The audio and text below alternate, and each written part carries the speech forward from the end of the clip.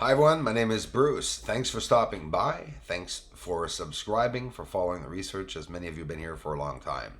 Nothing you can do, trolls. The up and down rolls of the subs will never be seen.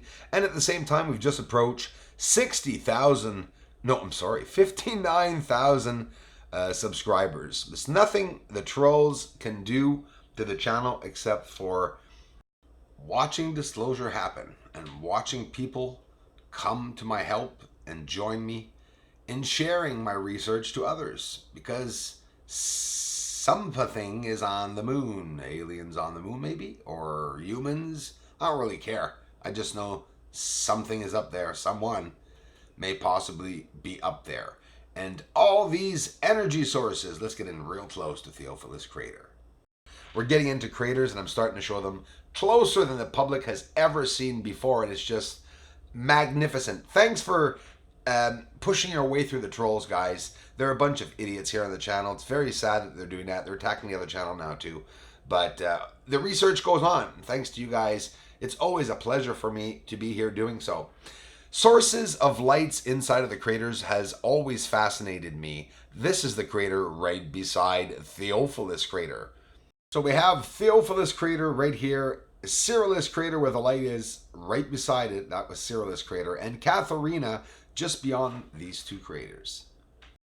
You got all these craters, three craters side by side. They're all connected with light sources and various light sources and smokes, hazes, and fires inside of the center of many of the craters. And why do all the craters, if not all of them, yes, if not all of them, why do they have energy sources inside the center of them? What's the deal with that? The lights are down, the exposure is taken down on the camera, and there's no reason for there to be any bright, intense light. I mean, these lights are fusioning.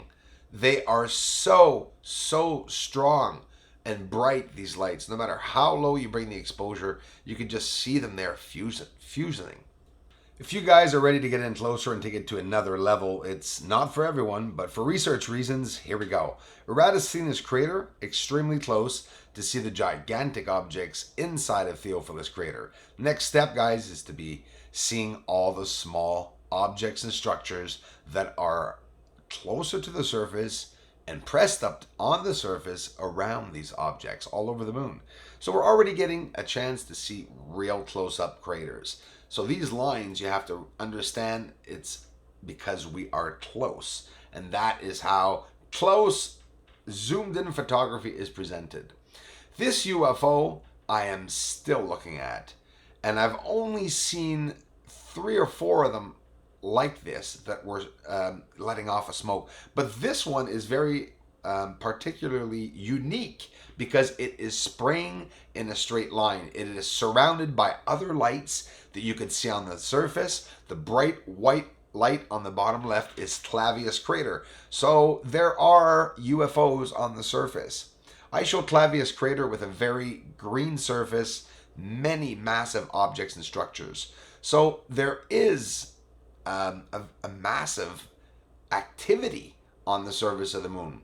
Some of it maybe we're not understanding, but it definitely is extraterrestrial activity, right? Some say it could be a human breakaway civilization that's there.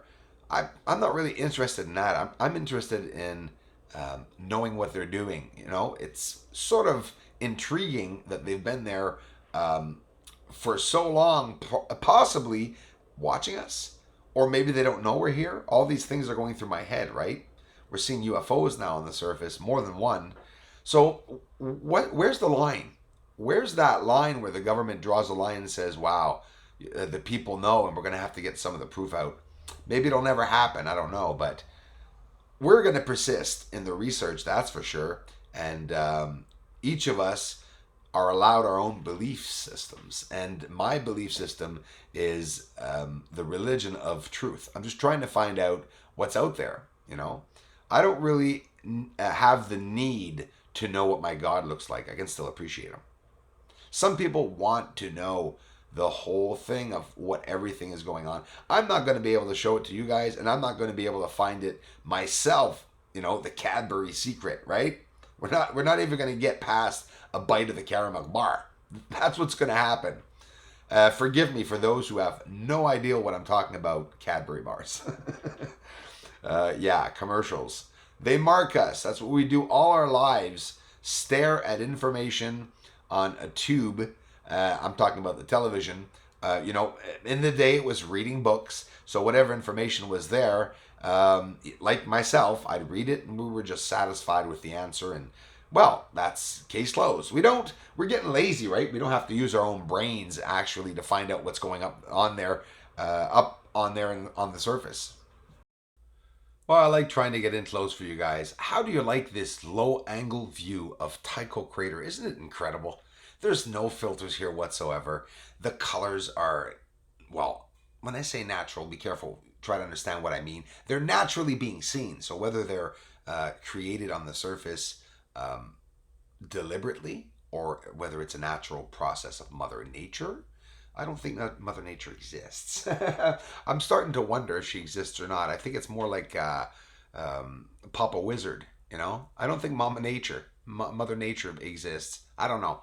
Is it all a natural process? You know what I think is the beautiful thing, guys? I like this theory, is that the Big Bang, as they say, when it was all created, God or not, alien or not, natural or not, at one point, even if it was created by man or by alien or by God, I'm always going to include them in, of course. I'm just talking theories, guys. Well, what it means is that at some point, what could have been deliberately, manipulatedly created, then the natural process of Mother Nature could have taken place. The winds, the currents, the vegetation, then the life, waters, the volcanoes, tornadoes. It's beautiful when you think of it. I can sit down and think of it for hours, and it's just so vast that I wouldn't dare take a go on it to find out what life means and how the universe is being held up. Because in reality, we're here to learn all of our lives, and that's what I believe, and that's what I'm going to do, is just try to learn all of my life. The universe is, and physics is, they're much like trolls. Let's compare physics and the universe to trolls. Because when there's an action, there's a reaction. And that's how nature occurs. Well, the same things occur with trolls. When one channel does an action and posts a video, there's a quick reaction. Well, a UFO over the house again. I'll get that up for you guys in the next video coming right up as usual. Thanks for stopping by, guys. We're really close right now to the surface. We're looking at all the cracks and crevices and, of course, the detail. That's what a good camera gives us, is some of that small detail on the surface, and we got to get better and better and better, and we will. And we'll see more and more, but I'm trying to keep this research up for you all, as I am, even with all the trolling and stuff. You have to expect it when you start a channel. The jealous people, at one point, they try to attack you.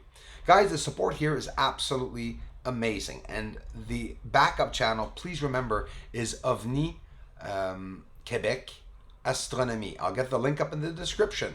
Check out the light. Is it a UFO leaving Jupiter? Or is it a meteor hitting Jupiter? I don't know. It has to be one or the other, right? Or it could be something else. But pretty cool view of it. Check it out.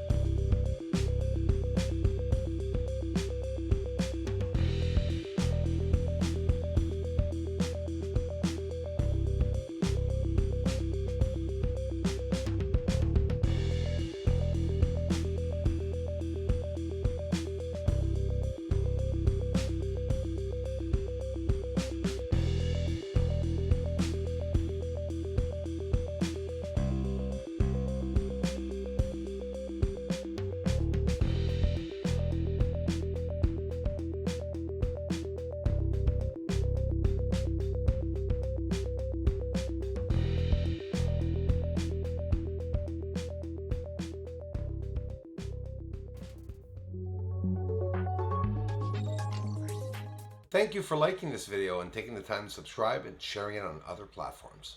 Aliens are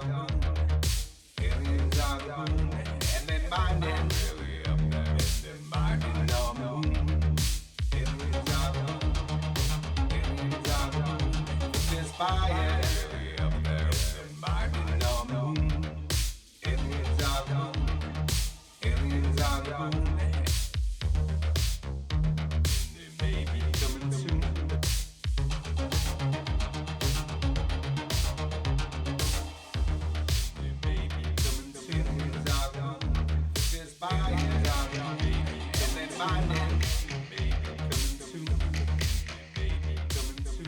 This is Houston. Say again, please. Houston, we've had a problem. For anything and everything, for whatever the reason you want to send me something, P.O. Box 341 in Valleyfield, Quebec. The postal code is J6S4V6. My name is Bruce Swartz.